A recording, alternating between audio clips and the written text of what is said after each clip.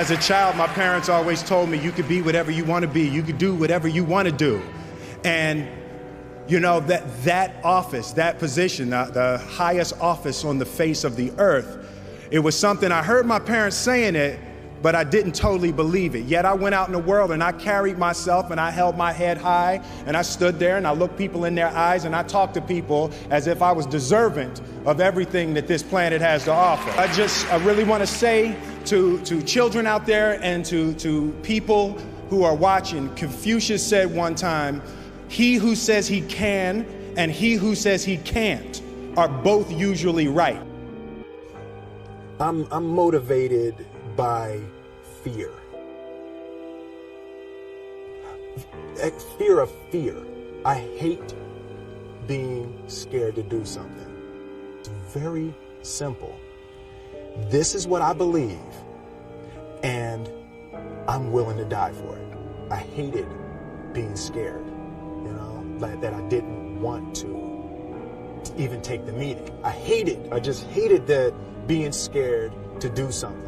And I think what developed in my early days was the attitude that I started attacking things that I was scared of. You can't be scared to die for the truth. The truth is the only thing that's ever going to be constant. And you can't fear what might happen to you if you were to tell the truth.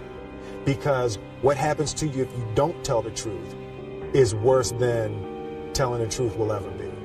I always knew that I could work hard enough. There wasn't an issue with discipline, or there wasn't an issue with the ability to sacrifice or the willingness to sacrifice. I've never really viewed myself as particularly talented. Where I excel is ridiculous, sickening work ethic. You know, while the other guy's sleeping, I'm working. While the other guy's eating, I'm working. The separation of talent and skill is one of the greatest misunderstood concepts for people who are trying to excel, who have dreams, that want to do things. Talent you have naturally. Skill is only developed by hours and hours and hours of beating on your craft. There's no easy way around it. No matter how talented you are, your talent is going to fail you if you're not skilled. Mm-hmm. You know, if you don't study, if you don't work really hard and dedicate yourself to being better every single day. Mm-hmm. The first step before anybody else in the world believes it is you have to believe it. There's no reason to have a plan B because it distracts from plan A. And I think psychologically, the advantage that gives me over a lot of people that I have been in competition with in different situations is it's difficult to take the first step when you look how big the task is. The task is never huge to me. It's always one brick. I believe, and I learned very young, that you don't try to build a wall. You don't set out to build a wall. You don't say, I'm going to build the biggest, baddest, greatest wall that's ever been built. You don't start there. You say, I'm going to lay this brick as perfectly as a brick can be laid. There will not be one brick on the face of the earth that's going to be laid better than this brick that I'm going to lay in this next 10 minutes. Yeah. And you do that every single day. And soon you have a wall. And soon you have a wall. This one year, my father had his shop, and he decided for whatever reason that he wanted a new wall on the front of his shop. So he tore down probably about 16 feet high and probably about 30 feet long. He just completely tore the wall down, and my brother and I had to dig a 6-foot hole. For the foundation. For the foundation. Right. We would mix in the concrete by hand. A year and a half. We were building this wall for a year and a half. Every day after school, we would come and mix in concrete, putting it in the hole, doing it, and it was just myself and my little brother. And I remember standing back, looking at that wall, saying, there's going to be a hole here forever. A year and a half later, we laid the final brick.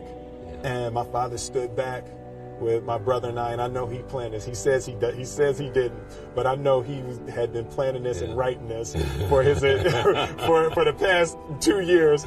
But we stood back, we looked at the wall, and he looked at me and my brother and said, "Don't y'all never tell me that you can't do something," and walked into the shop. I enjoy connecting with people and ideas, and I have a mission statement. So every year for probably the past 10 years, I've worked out a mission statement for myself. And for the last few years, the mission statement has stayed the same, and it's been improve lives, right? So when I go into something, I'm looking for how the quality of this piece could potentially improve lives. But it's all along the way. It's when you make the movie and how you're interacting with people in the process. And the concept of improving lives runs through the center of everything I do. And then I realized that the way to improve lives is to continually improve yourself, right? So with that, every morning when I get out of the bed, I haven't fixed everything in the world yet, so there's always something to do. I want my life, I want my work, my family, I want it to mean something. If you are not making someone else's life better, then you're wasting your time. Your life will become better by making other lives better. A few months ago, I said that I believe that if I chose to, I could be the president of the United States. And I think as I've had a chance to intellectualize why I said that. And I think that there's a certain delusional quality that all successful people have to have. You have to believe that something different than what has happened for the last 50 million years of history. You have to believe that something different can happen.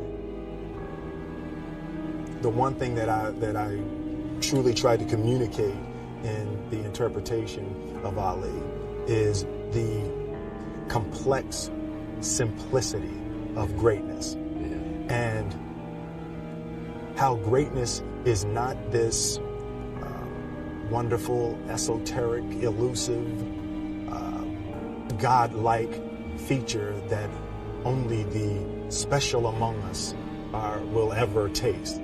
It's something that truly exists in all of us. Having the opportunity to study greatness. And anytime you have that opportunity, there are certain intricacies that will make clear who you are. It becomes that much more clear who you are. The definition of who I am is very clear to me, and it also redefines who I want to be.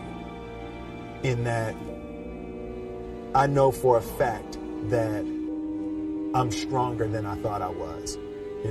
You can't help but ask yourself the question, what would I do if I was in Muhammad Ali's shoes? I'm not the best at anything. You know what I mean? Eddie Murphy is funnier than I'll ever be. Denzel is more powerful than I'll ever be. I think that my strength is I can do everything well. I can do a little bit of everything, and that's what I concentrate on to be my strength. I'll never be able to compete with Denzel. Loss is bound to joy. Like pain and suffering are bound to joy. The being able to survive something is actually a big part of being able to find that next wave of joy. You appreciate smaller things.